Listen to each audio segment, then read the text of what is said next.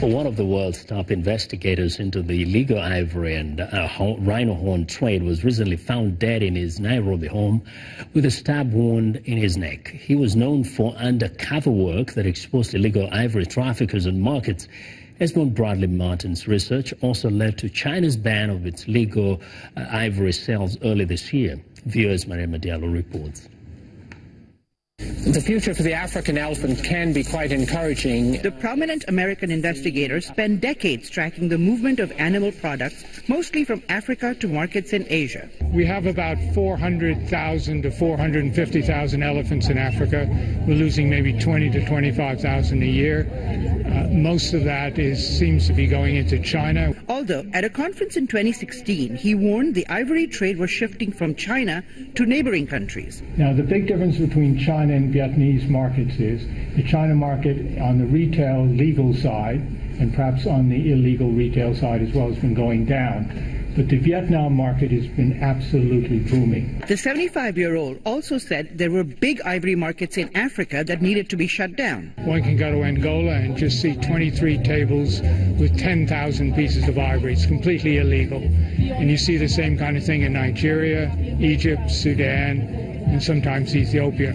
While his work has helped crack down on poachers and expose markets, he said more work was needed. Burning is helpful if it gets more publicity and more resources and more people interested in decreasing the price, investigating who the illegal poachers are, who the traders are, and that type of thing. That's the important aspect of it. According to Wildlife Direct, an organization focused on protecting elephants in Kenya, Esmond Bradley Martin's research helped uncover ivory traders in the United States, Africa, and Asia. His work was essential in China's decision to end its legal ivory sales, a ban that went into effect earlier this year. Smita Norwal for Mariama Diallo, VOA News. Beauty, they say, is in the eyes of the beholder. For 24-year-old Ghanaian artist Kwesi Botchway, the grey wrinkles of old age are enough to grace his works of art. The artist is working on a series of portraits that capture the beauty and depth in the faces of the elderly. Let's show you. For many photographers, looking through the lens of their camera at young, beautiful faces makes for stunning pictures. But not Kwesi Botchway, one of Ghana's young up-and-coming artists who is inspired by old age. Today, his model is Sarah Labi, a 90-year-old retired teacher. Botchway has been working on the series called Age of No Return for the last 2 years. Paintings for the collection have already featured in exhibitions in the United States, South Africa, and parts of Europe. Because it's more, to me, it's more flexible. The 24-year-old started drawing while in school, and what seemed like a distraction from books at the time turned out to be a talent that developed when he went to art school. I think it all started when I was in primary. I used to sketch a lot. Like, I don't focus on reading much. I used to sketch a lot. Like, I feel like I was having a lot of love for drawing. So when going to school, I used to sketch my teacher when she was teaching. Every time she would be like, Kwesi, you don't learn. Like, so she felt that the love for art was so much for me.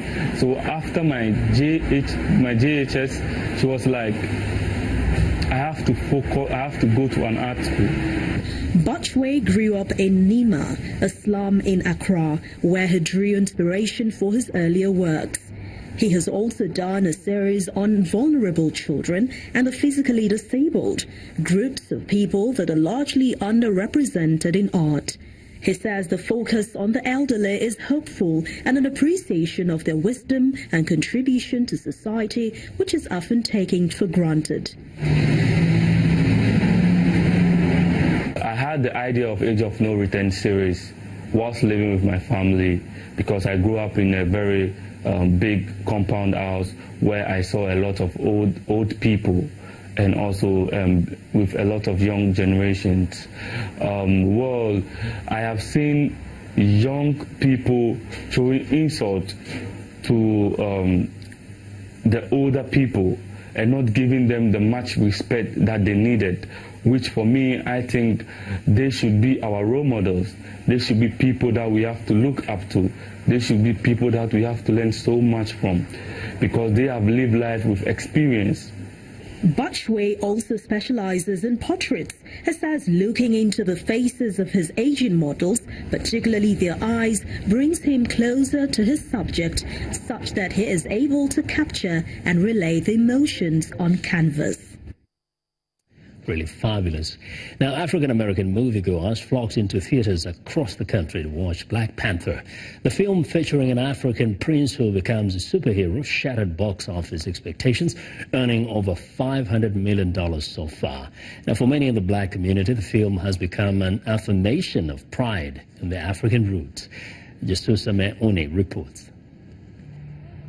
Since its debut, Black Panther has morphed into a cultural phenomenon, with fans dressing up in dashikis and various African prints for movie screenings. It's like a black prom at the movies. The film has struck a sweet chord with many African Americans who see it as Hollywood's response to calls for more diversity on the big screen. We've seen Iron Man, we've seen Spider-Man, and we also know that our communities are worthy of those type of representations. Featuring a predominantly black cast and an African American director, the Disney Marvel blockbuster has black audiences across the United States gushing with pride. It's huge. I'm going to try not to get emotional. I think it's really big. For Cici Gutierrez, who hails from the southwestern African island of Sao Tome and Principe, the film is a break from the negative stereotypes about her homeland. I think it's celebrating the vastness of our resources and everything that's great about the continent, you know, like from fashion to just like the richness of everything. Set in the fictional nation of Wakanda, Black Panther depicts a rich and technologically advanced African civilization, completely untouched by Western colonization. It's the subject of conversations like this one, held at a theater in the nation's capital. I talked to a lot of people last night after we saw it, and there were a lot of times that people said they felt like they wanted to cry. And in the film, there are people that die, there are things bad happening, but the times where they wanted to cry were the times where they got to see Africa in the most exhilarating, in the most, there's no ceiling to it. Coming on the heels of U.S. President Donald Trump's reportedly degrading remarks about African countries, some see the movie as a rebuttal, but for others, it serves as a cultural bridge that helps them reconnect with the motherland. Jesus Samelni, VOA News, Washington. Well, that's our show for today. Now be sure to watch Africa 54 on the VOA website at voaafrica.com. I'm Vincent McCord in Washington. Chamberlain also has our last word from Lagos. We look forward to bringing you another show next week. ChannelsTV.com is your source for news, sports, and other programming. I'm Chamberlain Oso. Thank you for watching. Goodbye.